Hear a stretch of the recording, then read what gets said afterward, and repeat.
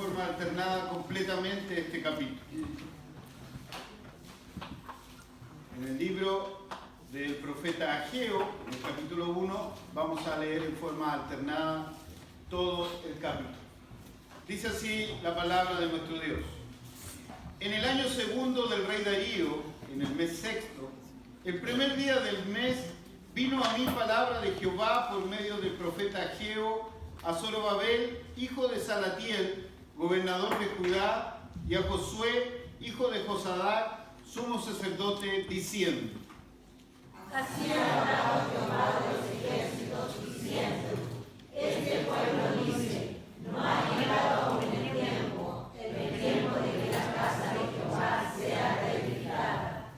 Entonces vino palabra de Jehová por medio del profeta Ageo, diciendo: Es para nosotros tiempo para nosotros preparar nuestras casas acondicionadas y nuestras casas desiertas.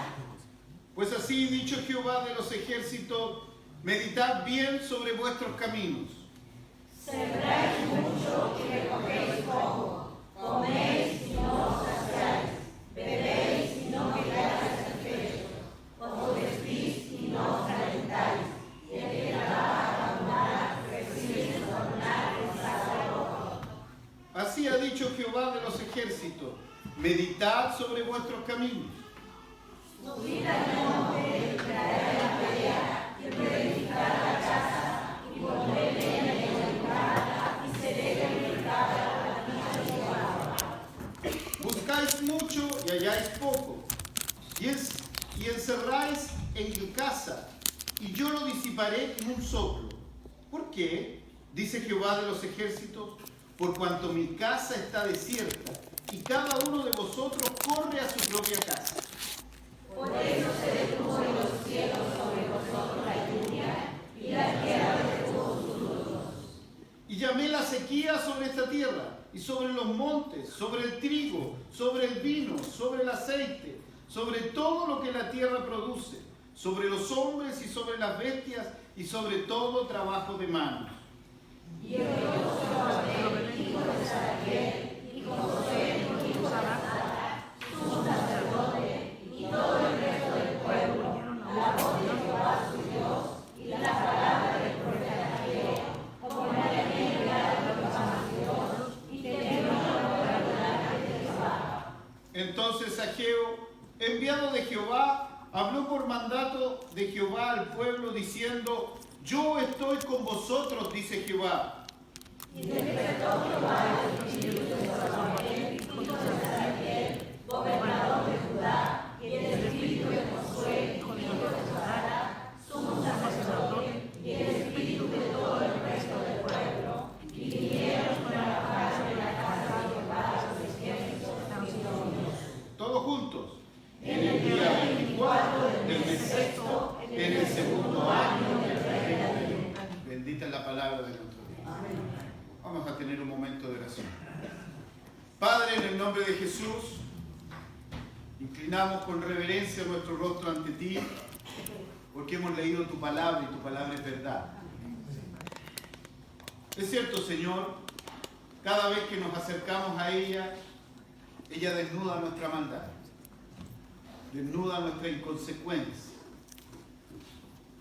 Y es por eso, Señor, que queremos pedir el auxilio de tu Santo Espíritu, para que venga Él a hablarnos, para que venga a enseñarnos cuál es la riqueza y la verdad de esta palabra para nuestra vida, para que entendamos en qué estamos fallando, para que entendamos, Señor, en qué estamos haciendo y que a ti no te agrada, y podamos enmendar el rumbo. Porque para eso es tu palabra, para enseñarnos, para corregirnos, para dirigirnos, para decirnos qué hacer, cómo hacer y cuándo hacer. Señor, queremos pedirte que vengas a estar aquí, que vengas a hablarnos con poder y verdad en nuestro corazón, que transformes nuestro corazón de mármol en uno de carne, que transformes nuestra mente en una tierra fértil, para que tu palabra sembrada en ella dé fruto abundante. Ten misericordia de nosotros y ayúdanos, y da claridad a nuestra vida. en el nombre que es sobre todo nombre, en el nombre de nuestro Señor Jesucristo. Amén. Hermanos amados, encontrarnos con estos libros son maravillosos. Para mí el libro del profeta Ageo ha sido un encuentro pero precioso. De verdad que no lo había leído, pero no había hecho un estudio profundo de él. Y cada vez que me metía en este texto, cada vez que sondeaba las profundidades de él, nuevas verdades iban saliendo que iban enriqueciendo mi vida y espero también la de usted. El profeta Ageo viene del hebreo que significa festivo. Sí. Mira qué interesante, Ageo, de ahí viene festival, festivo, eso es lo más probable. La tradición judía señala que tiene que haber nacido en una de las fiestas. Por eso le pusieron fiestero. Mira que entretenido. ¿Ah? Festivo, Ageo. Y además le tocó un tiempo muy complejo. A él le tocó profetizar luego de la vuelta del retorno del pueblo de Israel desde Babilonia a Jerusalén. Dice claramente la fecha histórica de cuando esto sucede. En el año segundo del rey Darío. Darío era el rey de Persia en ese momento, que había asumido producto al suicidio del rey anterior. Babilonia es un mundo inmenso de características donde está inmerso un pueblo totalmente idólatra, pero muy sistemático en su idolatría. Hay un libro que se lo quiero aconsejar, no lo voy a tocar en esta predicación, que se llama Babilonia, Misterio Religioso. Y usted lo va a encontrar y cada vez que se meta en esa página se va a dar cuenta que mucho del ritual de la Iglesia Católica Romana tiene que ver con el ritual babilónico. Desde estos sombreros que usan los obispos con forma de pescado, ¿ah? Sí. De ahí nacen las vestiduras de los sacerdotes. Todo viene desde Babilonia, de ahí se saca esta forma de ritual. Sin embargo, este hombre comienza su ministerio a una edad bastante tardía, a los 70 años. A los 70 años llamado por Dios para hablarle a un pueblo que viene de vuelta desde una, digámoslo así, un sometimiento o una esclavitud babilónica, donde el rey babilónico había arrasado con el templo. Le toca volver en este primer grupo y él relata 4 sermones en estos 5 capítulos. Cuando usted lo lea, no lo vea, son 4 sermones que hay aquí. El primero de ellos es el que vamos a conversar el día de hoy, en esta tarde, y que tiene que ver con un solo propósito: alentar al pueblo a reedificar el templo. Esa es su misión, que reedifiquen el templo de Dios. Quizá uno podría decir, pero ¿qué tiene que ver eso conmigo hoy día? Si el templo, ¿qué me importa? Si al final el templo lo único que es la figura de nuestro Señor Jesucristo, apunta a Jesucristo. La imagen del tabernáculo o del templo judío es la única obra y misterio de nuestro Señor Jesucristo. Pero aquí tiene un elemento muy claro. Tiene un elemento que tiene que ver con nuestra realidad hoy día. Fíjense que los destinatarios de esta profecía son los judíos cautivos que regresaron de Jerusalén. Pocos habitantes ya habían quedado, y unos pocos habitantes que habían quedado después de 70 años de exilio. Existía un desaliento generalizado y muchos de los judíos se sentían renuentes a volver. ¿Saben qué es lo que pasa? Y aquí me llama mucho la atención. Muchos de los judíos que habían nacido en Babilonia y habían aceptado a Babilonia como parte de su pueblo. Se sentían babilónicos, no se sentían judíos. Fíjense lo tremendo, lo esclavizante que es el pecado. Cuando nos metemos con el pecado se nos hace parte nuestra. Y lo sentimos propio, y lo sentimos cómodo. Porque empieza a ser parte de nuestro ser, parte de nuestra forma y de conducta. Y nos parece hasta raro hacer cosas distintas. Por eso es que a los creyentes nos miran como bichos raros. Nos miran como que tenemos conductas atípicas al resto. Y bendito sea el nombre del Señor por eso. Cuando nos empecemos a parecer al resto, empecémonos a complicar. Un pequeño remanente volvió a reedificar el templo, tarea que llegó a ser muy pronto desalentadora. Esto, como diría un buen chileno, los judíos tuvieron partida de caballito inglés. Partieron 16 años a trabajar en el templo y rápidamente se desalentaron. ¿Y sabe por qué se desalentaron? Porque los más antiguos, los más viejitos, le decían: ustedes están levantando un templo que ni se le llega a los talones al templo de Salomón. A la gloria del templo de Salomón. Ellos habían visto la gloria portentosa del templo de Salomón y estos estaban levantando un templito con 3 palos y 3 maderas. ¿Cómo se le ocurre levantar esto? Y eso los abocó. Y eso los hizo volver atrás y dejar abandonado el templo. Bajo esa característica, Ageo se levanta por la mano del Señor a decirles lo siguiente: el problema no es la estructura del templo. Hermano amado, no importa si el templo es más bonito o más feo, si tiene mejor audio o mejor condición, no es eso lo importante. Lo que representa el templo es la presencia de Dios en el pueblo. Amén.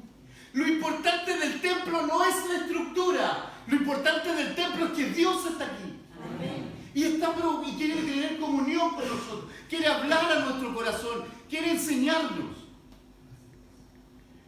Cuando el rey babilónico destruye el templo, Jeremías tiene una visión. Lo ven desde el capítulo 8 hasta el capítulo 11 de Jeremías. Y la visión es que vienen ángeles y toman el arca y se lo llevan. ¿Qué significa eso?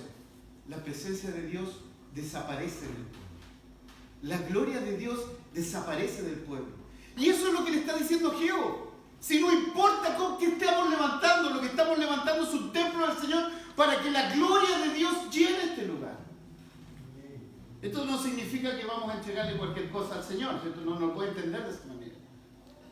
Lo que tenemos que entender es que lo más importante hoy en el templo, hoy día, en este momento, es la presencia del Santo Espíritu de Dios aquí. Amén. Que habla en nuestro corazón, que cambia nuestra vida, que nos orienta para dónde tenemos que ir. Bueno, la situación ideológica de este momento es que Dios los disciplinó y que Dios los abandonó. Eso es lo que pensaban los judíos. Dios nos abandonó. Le fallamos y nos abandonó. ¿Cuánto hemos estado en momentos de dificultad y creemos que Dios nos ha abandonado? Y que parece que Dios se olvidó de nosotros. Que parece que Dios ya no quiere saber más de nosotros. Sin embargo, y aquí viene lo interesante, que en ese momento de disciplina, en ese momento donde el pueblo está esclavizado, donde el pueblo está sometido por un rey invasor, empiezan a pasar cosas buenas. Porque la disciplina de Dios genera cambios en nosotros. Amén. Porque la disciplina de Dios obra en el corazón del hombre, generando modificaciones de conducta. Y en el pueblo de Israel empiezan a pasar cosas muy interesantes. Uno de esas cosas es que los judíos se convirtieron en un pueblo separado. Ellos no querían ser como sus vecinos. Ellos entendían que eran distintos, era el pueblo de Dios, que ellos le habían fallado a Dios, pero eran distintos. Que no querían llegar a ser como sus vecinos otra vez. Y aquí aparecen los fariseos en acción. Y aquí comienzan a aparecer los fariseos que empiezan a leer y estudiar las leyes de Dios, las Sagradas Escrituras, y comienzan a pedir al pueblo y exigir al pueblo una conducta distinta. Se convirtieron los judíos en monoteístas puros. Parece una cosa, una obviedad, ¿cierto? Pero el pueblo de Israel fue uno de los pueblos más idólatras que había. Entendía que había un Dios, pero le daba vuelta la espalda a Dios y se sometía a los dioses que venían de fuera. En tercer lugar, desarrollaron la literatura teológica y renovaron su interés en la ley de Moisés. se arrepintieron de sus pecados que habían realizado contra el Señor. Establecieron la sinagoga como lugar de culto, centrado en la palabra de Dios, la oración, la alabanza y el estudio bíblico. Hermano amado, la iglesia para eso está. ¿Para qué? Para rendirle culto al Señor, para alabar al Señor, para orar y para estudiar la palabra de Dios. Eso es. Después dice, el judaísmo se convirtió en algo personal y no en lugar de un ritualismo. Hermano amado, no transforme a su iglesia en un ritual. No transforme a su iglesia en una serie de cosas que tiene que entrar por esa puerta, se tiene que sentar en el mismo lugar. Si hay alguien que le ocupó su lugar, usted lo mira con cara fea, porque ese es su puesto.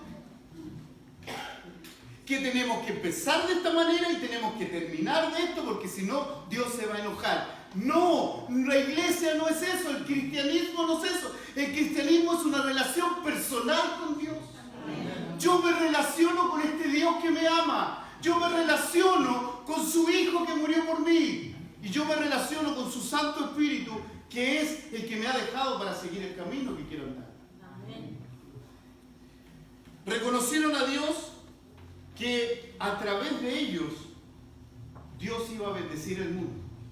Porque Ageo termina profetizando la gloriosa venida del Mesías. Durante este tiempo, Dios puso un anhelo por la venida del Mesías en sus corazones. Todo eso pasa cuando este pueblo fue disciplinado. ¿Pero qué tocó batallar a Ageo?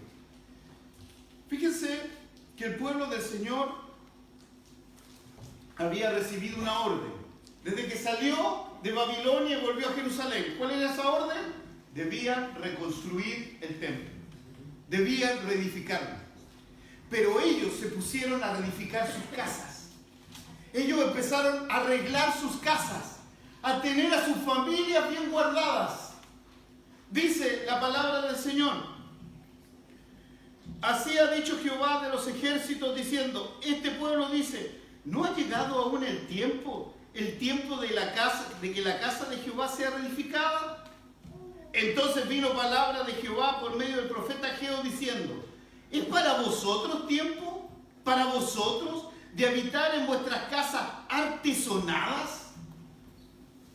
Es muy interesante esa palabra. Si el escritor hubiese sido un chileno, hubiera dicho, ustedes están preocupados de sus casas pitucas, de sus casas bien arregladas.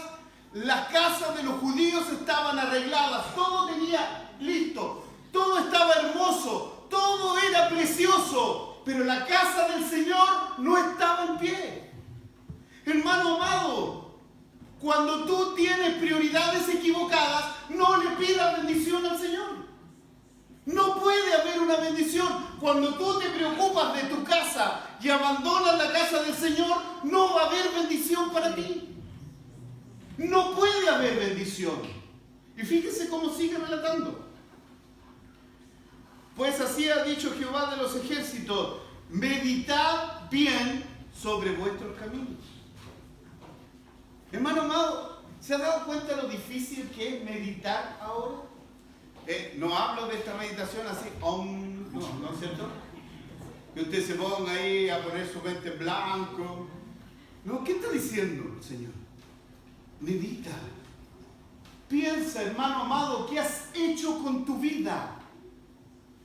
Piensa, ¿dónde estás haciendo tu tesoro? Piensa, ¿dónde tienes puesto tu corazón? ¿Me va siguiendo, hermano, no? ¿Sí? A ver, digan amén de vez en cuando para saber que están ahí. Entonces, esto es, medita. ¿Se ha dado cuenta de lo difícil que es sentarse a meditar? Estamos llenos de actividades. Nuestros días se nos hace corto porque, aunque cuando no tenemos nada que hacer, o agarramos el celular y empezamos a jugar, o agarramos el computador, o de flojo prendemos la tele. Pero, ¿cuándo fue la última vez que usted se sentó a pensar qué es lo que ha hecho con su vida? Con esa vida que Dios le regaló. ¿Qué le está carcomiendo su corazón? ¿Qué está angustiando su vida?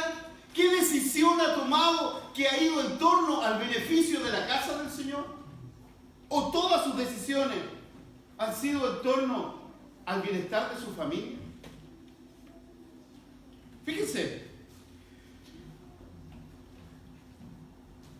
Después dice, sembráis mucho y recogéis poco. Coméis y no os saciáis. Bebéis y no quedáis satisfechos. Os vestís y no os calentáis.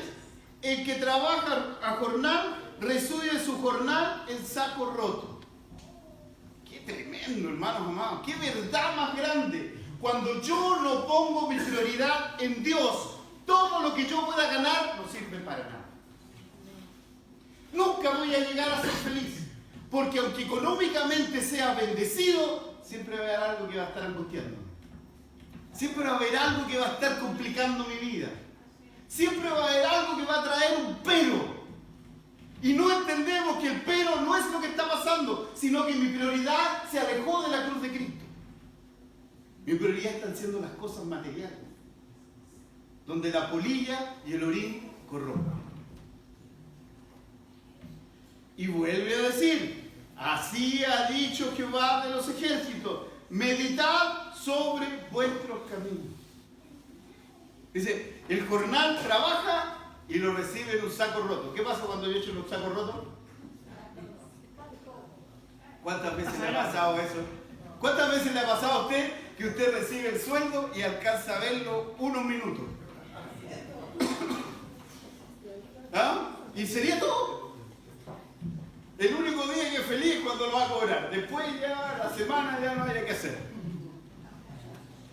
Yo miraba esto y decía, ¿podrían creer, mis hermanos, que yo hoy en la actualidad vivo con menos de un tercio de lo que ganaba? ¿Pueden creer eso, no? Amén. Que vivo con menos de un tercio de lo que ganaba. Hermano, hermano, las matemáticas son exactas, ¿cierto, Peniel? ¿Sí? No hay duda, las matemáticas son matemáticas. Si yo le digo que mis matemáticas no me dan por ningún lado,